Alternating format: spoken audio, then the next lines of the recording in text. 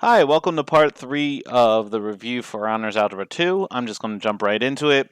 And actually, I'm going to talk a little bit about number 12 because it is a very confusing type of problem in terms of not necessarily the mathematics behind it, but is really just confusingly written.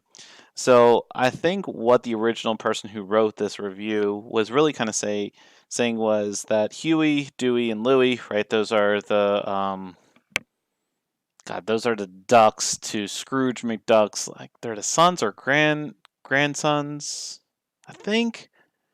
I don't know Disney very well, but they were given $1,500 by Scrooge McDuck on their 18th birthday. Right, they're actually little kids, so I don't even know if they ever actually made it to 18. Because it's like Maggie Simpson, just always going to be small. Anyway, then they talk about like going to deposit the account in 3.5 interest. Huey deposits the interest in a semi-annual, then Dewey is compounded interest monthly, and then Louis is compounded continuously. And really, the most important thing to kind of understand here is that if they have the same exact rate each time, the 6.5, if it is compounded semi-annually, they get less to than if it was compounded monthly, and they would get even less in terms of compounded continuously. The amount isn't really too much different, but just so that you guys know that if it is compounded continuously, they will get more than if it were to be compounded like 4 times a year or 6 times a year. So, but I think this is really kind of the meat of the question. So I don't know where they're getting the 6.5 from. I don't know where they're getting the semi-interest and other things like that because then the values actually change. So what I'm going to do is I'm just going to say, just only pay attention to this first part right here. So Scrooge McDuck gives them $15,000 or $1,500, I should say. So Huey takes $500 of his $1,500 and he gives it and he spends it on the PlayStation 5, which is totally out at the moment, which it's not. He takes the rest of the money and he deposits into a savings account that will earn him 7.3% annual interested compounded monthly. So that means that he has, in a sense, a principal of $1,000. The rate is going to be 0.073 because I'm moving the decimal place 3 points over.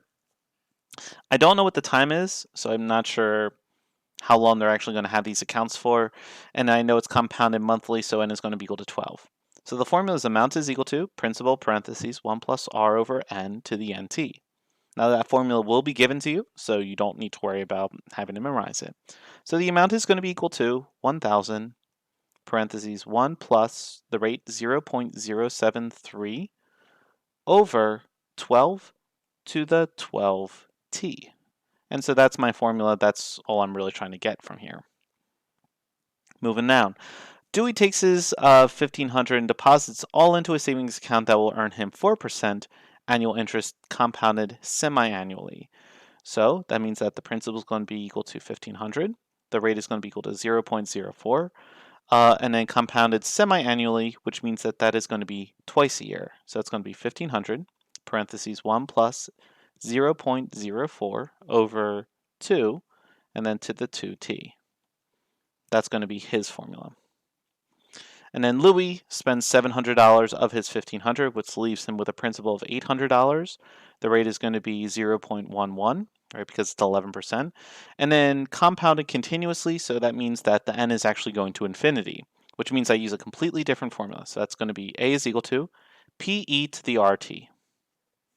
So we're going to say 800 parentheses e to the 0.11 and then t.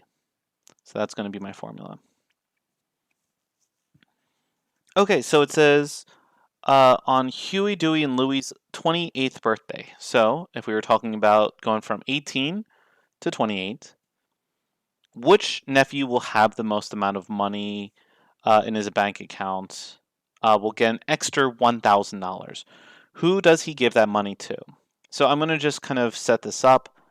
So I'm going to say A is equal to, so this was Huey. So this is going to be, I'll just kind of shrink this down to kind of help me along. So 1,000 parentheses 1 plus 0.073 over 12 to the 12 times 10.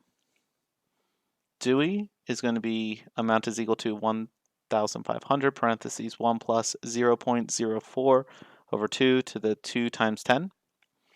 And then Louis, which is going to be amount is equal to 800 parentheses e to the 0.11 and then times 10. All right, let's get these amounts.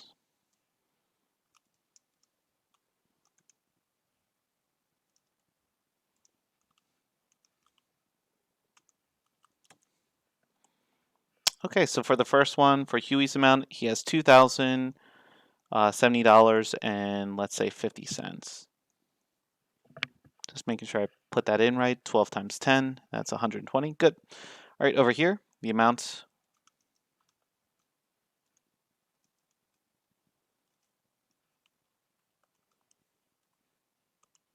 And then I would do, hold on, raised to the 20th power.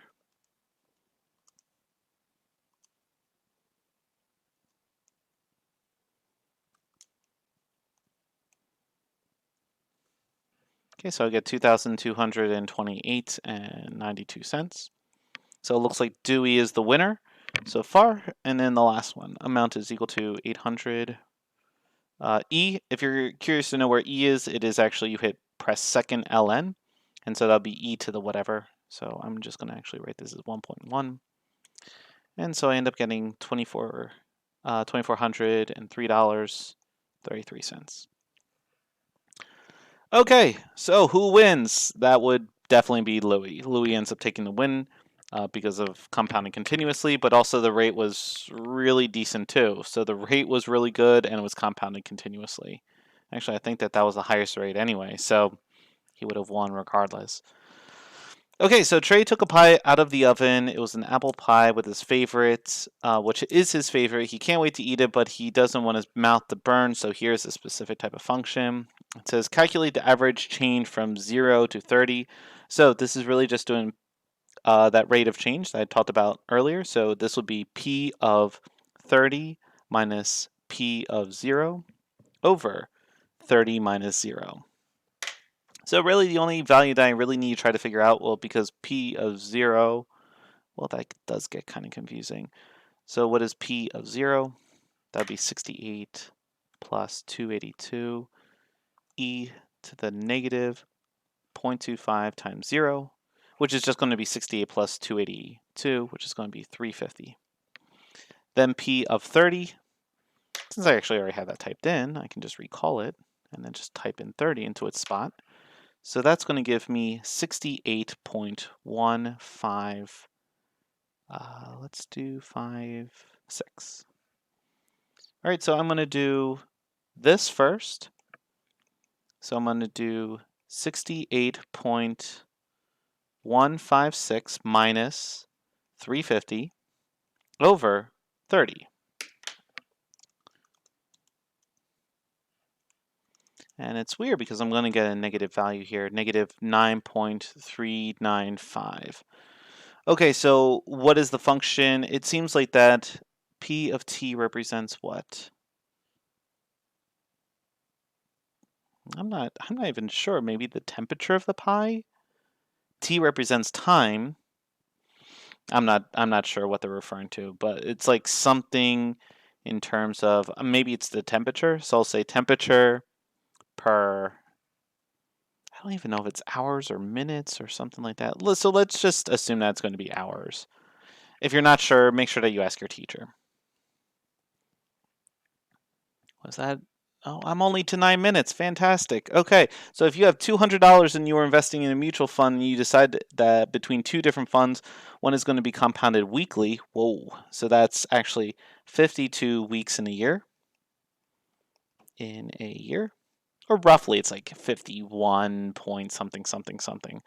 And you add 4.5% interest rate, where fund B is 4%, but it's compounded continuously. Which fund will yield a greater return? And so it says write an expression that represents both of those. So I'm going to write them. So the first one, so let's say A. Principal is going to be $2,000, parentheses 1 plus the rate 0. Looks like that's going to be 0.045. over 12. No, not 12, 52. And then raised to the 52t. That's going to be equal to that first amount. And then b, fun b, this amount is equal to principal, 2,000. Since it's compounded continuously, it's going to be part. So it's going to be 2,000 times e to the rt. So 0.04 and then t. So it says which fund will result in a greater earnings over time. So there's a couple ways about kind of doing this. What I can do here is I can actually set up with my calculator as the time goes on. I can start plugging in values for t, but what I'm going to do is I'm actually going to show you what this is going to look like in terms of a graph. And what you're really doing here is you're trying to see like which b value, in a sense, it's this part right here, and it's actually tying in that one as well, is that going to be greater than this value right here? Because they both have a t, or they both have that 2,000, and they both have the t kind of tied in with it. So let's do this. So let's say e caret to the 0.04. So what's that give me? So that gives me a 1.0408, so on and so forth. Right, and then there's 200 in front of it, and then to the t power. Over here, I'm going to type in parentheses 1 plus 0.045 divided by 52, and then raise that to, in a sense, the 52nd power. So that's going to give me 1.046, so on and so forth. So which one is actually a larger value? And it seems like that A is actually going to be a better bet, because that value, this B value, that's what's growing exponentially. And if this value is larger than that one, then A is a better deal. So which fund would result in a better fund?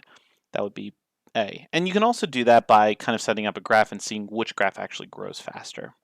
But yes, you use your B value to help you figure that out. All right, simplify the expression. These ones I really like.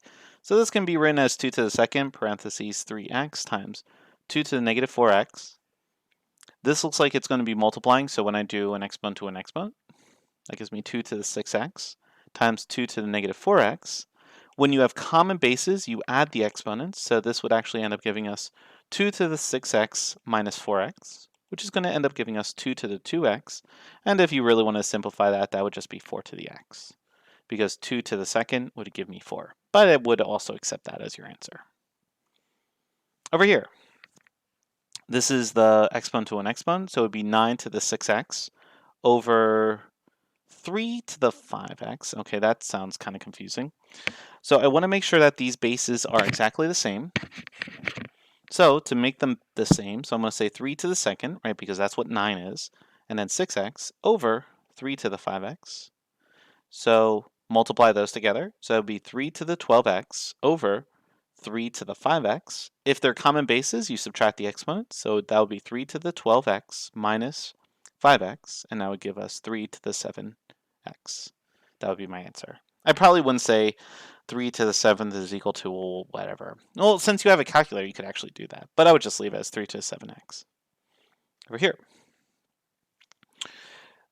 Now, they do not have common bases, right? These are not common bases, but I do know 25 is actually 5 to the second.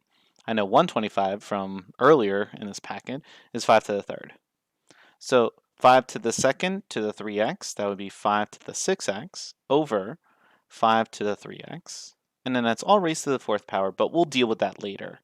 So deal with those first. So common bases, you subtract the exponents, so that would be 5 to the 3x. And then to the fourth, and then we're going to multiply those out, so that's going to be 5 to the 12x. That's my answer. And lastly, number 18, and then I'll probably, oh my gosh, I'm almost done. Really? I'm at 14 minutes. Okay, sweet. I can actually probably finish this. So 64 is really saying 2, 4, 8, 16, 32, 64. So that's 2 to the 6th. 16, 2 times 2, so that's 4, 8, 16. So that would be 2 to the 4th. Okay, so 2 to the 6th times negative 2x over 2 to the 4th to the 2x, and then all raised to the third power. Seems really confusing, but it's not too bad. Okay, deal with those. So 6 times negative 2x, so that'll be 6, or 2 to the negative 12x over 2 to the 8x, and then all raised to the third power. So exponents, we're going to add them together, or excuse me, we're going to subtract them. So we're actually going to end up getting negative 12x minus 8x, so that's going to give us 2 to the negative 20x, and then multiply by 3. So that's going to give us 2 to the negative 60x, and then I'm going to write that down, bring it down, so it's going to be 1 over 2 to the 60x, and that's going to be my answer. All right, then let's finish this up. So since I'm given the line right here, I have a vertical asymptote, and x is equal to negative 1. So my asymptote, x is equal to negative 1. Domain is going to be from negative 1 to infinity. My range is all real numbers. It increases from negative 1 to infinity, and then there is no decreasing value. Over here, I'm going to actually have to graph this. So the minus 3 means I'm moving it over 3 units. So my vertical asymptote now changes to there. Since I talked about like a value before that was normally at 1, 0, especially when it deals with logs, it's now going to be at 4, 0. If I think about this, ln of 4 minus 3, that really is saying ln of 1 is equal to y. So I could think about this as e to the y equals 1, base e to the answer, y equals 1, and that y value would have to be 0. So when x is equal to 4, y is going to be equal to 0. And as long as I have an understanding about what the curve looks like, I know that it's going to just look something like that. Yeah, again, typing in your calculator. Asymptote, x is equal to 3. Domain, from 3 to infinity. Range, all real numbers. Increasing, this is going to be from 3 to infinity, not including 3, and then it is not going to be decreasing at all. Okay, I am finished with this. I actually finished a lot sooner than I thought I would. Please make sure that you comment down below if you have any questions, or follow me on my Discord. But yeah, pretty much I know that I kind of rushed through a whole bunch of things, but I wanted to make sure that it wasn't going to be literally an hour's worth of content, which it almost ended up being. But yes, thank you for watching, and I'll see you next time.